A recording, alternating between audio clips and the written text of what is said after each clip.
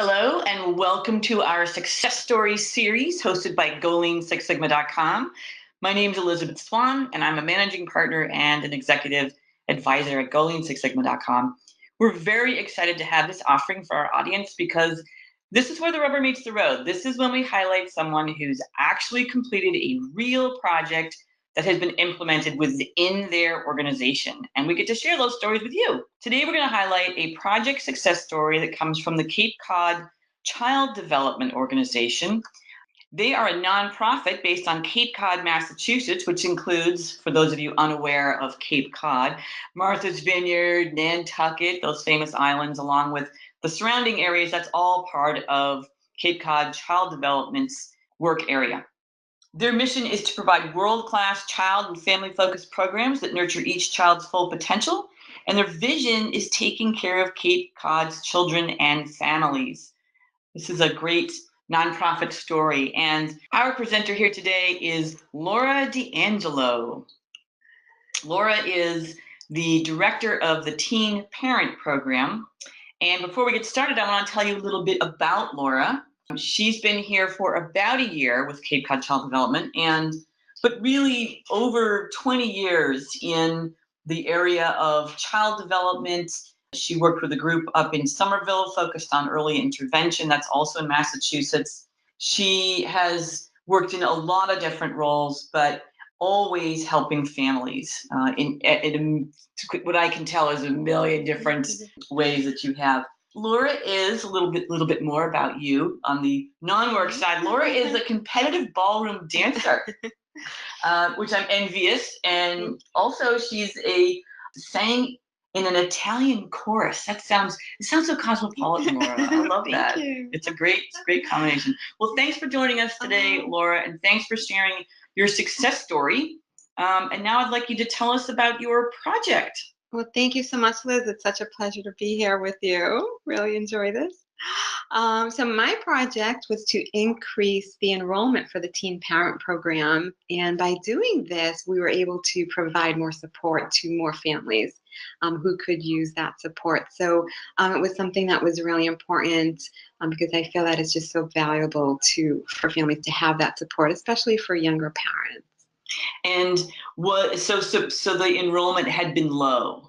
It had been low. It had unfortunately fluctuated a bit, but to the benefit of doing the Six Sigma project, it was actually able to increase. It does fluctuate from time to time, but by doing this project, it was able to increase up to a higher number. So we were delighted about that. And what kinds of work are you doing? What kind of benefits are you providing to the teen moms? We have some homes visiting services to talk about child development, to talk about stress of being a parent. And we also have a monthly support group where we also review child development topics, talk about health and safety, talk about nutrition. So there's really a variety of topics that we are able to cover. We just had an early literacy focus last month too, and the teens really enjoyed that. So we offer that, and then we also offer a voucher for childcare. So through our agency, we have family childcare providers, and the teens are able to have a voucher if they're either in school or working at least 30 hours a week.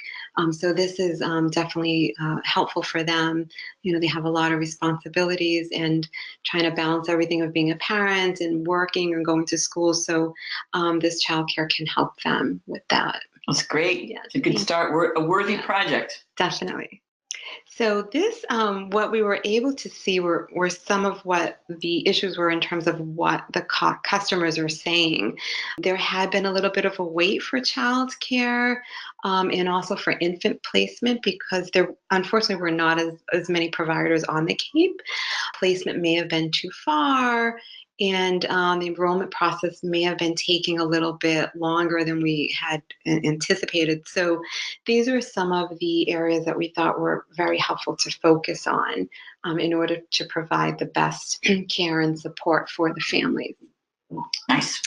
this is a detailed map of what we were looking at in terms of the different aspects that are involved with the program. So I am in the teen parent program as the director, but there's also an enrollment unit, a family childcare unit, and then there's a community aspect. So we were looking at all of the different factors that are involved in the process.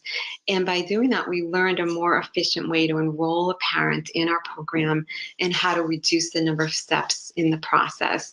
So this was really important, especially being able to streamline the paperwork as well at the same time.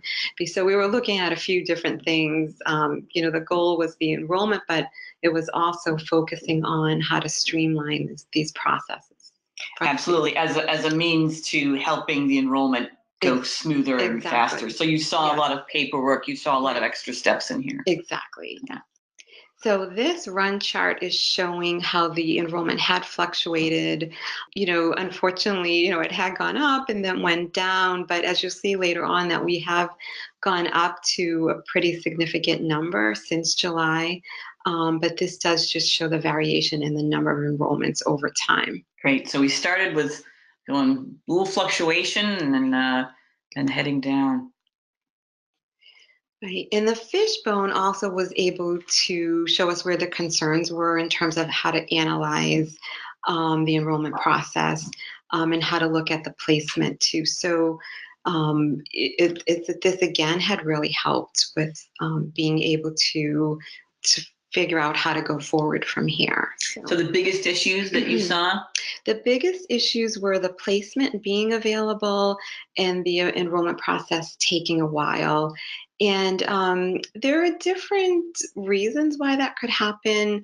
The teens really have a lot on their plate in terms of being a parent, being in school or working. So scheduling can be pretty difficult. So, there are often times that we have to reschedule and that's understandable. But also, looking at eligibility is another piece. So there are documents that are required. So making sure that we have all of that in place before we can go ahead and enroll a family in family childcare can take a little bit of time. So this was a good way to analyze this further and see what your barriers were. Exactly. And some of them it sounds like you have control over, and some of them you don't. Right.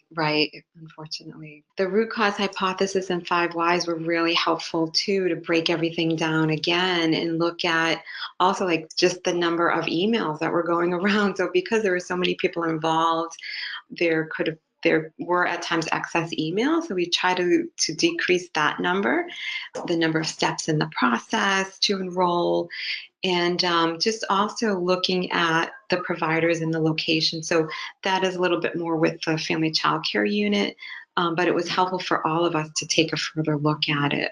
It's funny, I can hear children's voices in the background from the child care center. It's so appropriate. It's so appropriate, so fitting, right? That's so nice. So good. So this, you sort of figured out where your biggest controllable root causes were. That's great. Yes. And then from there. And then from here, we have the selected solutions. And this is when we were able to look at the potential of what we were able to do. So streamlining the number of forms in the process was really helpful. So I was able to remove some forms. The whole team, we were all working together and removing the forms together or combining some referral forms. Because again, we had paperwork for the teen program, but also family childcare paperwork and then eligibility paperwork too. Enrolling within 10 days of meeting. And we tried to do this by decreasing the number of emails, phone calls, and the meetings for the paperwork. So in order to decrease those steps, that was very helpful. And then expanding outreach to the community helped with the enrollment part. So I had been doing outreach, but I had expanded it further so that we could include even more providers who may not have even known about the program, as well as some community agencies and some schools. So it was really important to outreach to everyone, and especially where we can cover the entire Cape. So this is so interesting. I think a lot of your projects came upon this issue of forms, that once you started looking at it, you said they were really too many, and probably some of them were redundant. Yes. So you really were able to just reduce the burden on the teen, right, in terms of what they had to complete, because They've got enough issues. But that's a really good point because, right, they have so much going on and so many forms and other meetings and programs that they're involved with that it really is a lot for them. So it's really And the other one that was so interesting is that outreach, yeah. that you really, it became a new step for you to go back to that, to keep focusing on that outreach. It did because I also was able to outreach in different manners. So there were telephone calls and emails, and also sending letters out and making announcements at community meetings that I went to as well. So there were different methods, and it was interesting to try the different methods and see what was more effective also. So So I you did a think little that was a little experimentation, experimentation at the same time, right? which is great. Yeah, right. It Yeah. helps me to know moving forward what would work the best. So. Nice job. Thank you. So as you can see here now, there has been some improvement. So we have the before and after images, and even though the enrollment fluctuates, it did go up in November, up to 9. But I'm happy to say we're actually up to 11 right now. So in December, and we had the goal of 13. So I'm really pleased about that because we're able to give more support to more families. That's what it's all about. So. And you're not done. And we're not done. No, we're definitely not done. More to come. So some lessons learned. Paperwork enrollment process has been reduced through having these meetings and process walks with the team. So that was a really valuable way to know how to decrease the forms and the amount of steps that we have. I also learned a lot from this project in the sense that there's a lot to do with eligibility. So it was helpful for me to learn what the eligibility unit does, what the family child care unit does, and a little bit more in depth. And through conversation, realized that it has been a little bit of a difficult area to assess, but definitely well worth it, very valuable. And families, what we found out, do need to update their status quite frequently. So they do need to meet because there are several changes that could be happening with their status in terms of school and work, or where they're living. And that in turn can affect whether or not they remain in the program. So that was something very valuable to learn about. I unfortunately didn't have any previous data to compare with old and new lists, but I was able to make the comparison for the past 8 months. So that also was helpful. The increase in outreach, as I had mentioned, was very helpful, and just realizing what all of the factors were in terms of why the enrollment could fluctuate. So describe your outreach. Describe what that was like. Well, I did. So I go to a lot of community meetings for a lot of the different roles that I'm in my work. So I was able to talk at community meetings about our teen parent program and about having some availability to enroll other families if anyone had known of other teens who were in need of a program like this. Also, email communication, phone calls, and letters, with providing more information about our program. I was surprised to see that there were several programs and physicians who were not aware of our program.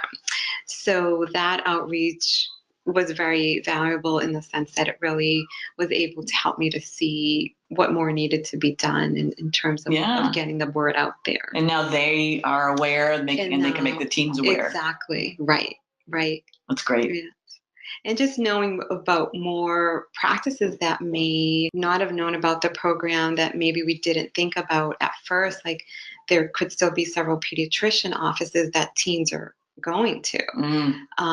So they are a valuable outreach to do with the pediatrician offices as well. Great. So really increase the knowledge of what's available for the teen parents. So again, the project was so beneficial because I really was able to focus on analyzing further and seeing what areas needed the improvement so we could emphasize this, reducing the number of steps in the process and increasing the enrollment. We also gained more clarity in terms of roles and responsibilities of all the team members. Because who does what? Who does what? It's so important, right?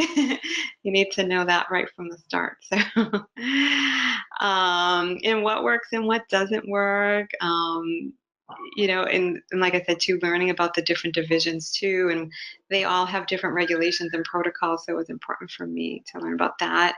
And our CEO had a great suggestion to give free diapers for teens that are participating. So we're going to look into see if we have any of the funding to do that. So, well, that's great.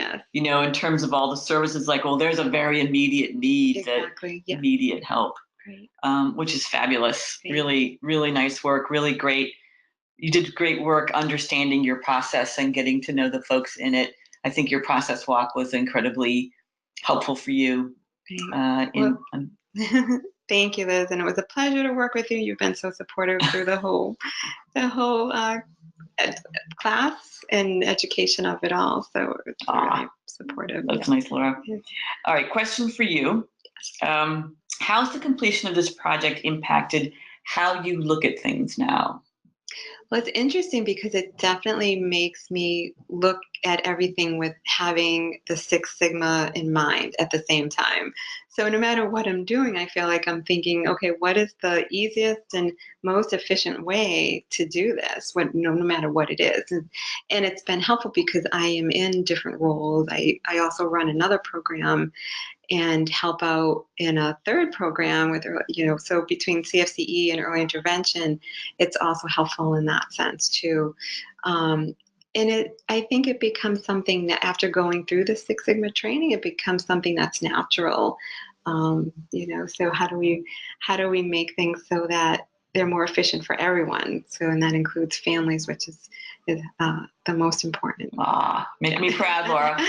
What about your next challenge? Do you have a project in mind? I do have a project. I do have a focus on probably the CFCE program that I'm running, and what we can look at further in terms of the number of families who come to our groups. So we have several groups that we offer. So I think I'll be probably zoning in on that. So nice. Thank you. That's great. I'm Elizabeth Swan, and you're listening to a GoalingSixSigma.com success story highlighting Laura D'Angelo. And thank you for joining us today, Laura, and for sharing your success story with us. Thank you, Liz. I'm so proud to be a part of this. Oh, that's nice. I also want to thank our listeners for joining us today. I hope you found this success story helpful and as inspirational as I have. If you have a success story and you'd like to share that with us, please send us a note at contact@GoalingSixSigma.com. Don't forget to go to our website and view our other success stories and download any free tools and templates that you want from our website. Thank you for joining us. Until next time.